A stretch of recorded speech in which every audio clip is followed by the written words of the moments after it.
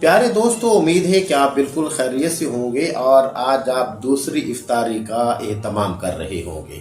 دعا یہی ہے کہ اللہ پاک ہم سب کے یہ جو روزے چل رہے ہیں اللہ ان کو قبول فرمائے، اور باقی جتنے روزے رہ گئے ہیں اللہ پاک ہم سب کو نصیب کرے۔ دوستو، ابھی میں مطالعہ کر رہا تھا ایک کتاب کے اندر، ایک بہت پیاری حدیث میرے سامنے سے گزری، تو میں نے سوچا کہ چلو میں آپ لوگوں کی نظر کر دوں،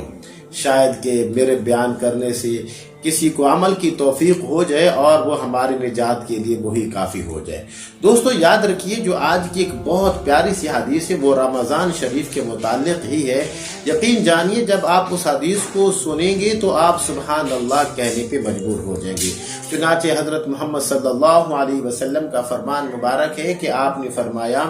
کہ رمضان کی ہر رات کے اندر اللہ پاک 6 لاکھ لوگوں کو دوزخ سے بری فرما دیتے ہیں، یعنی کہ یہ وہ 6 لاکھ لوگ ہیں کہ جن کے اوپر جہنم واجب ہو چکی تھی، اور پھر جب رمضان کی آخری رات آتی ہے تو شروع سے لے کے آخری رات تک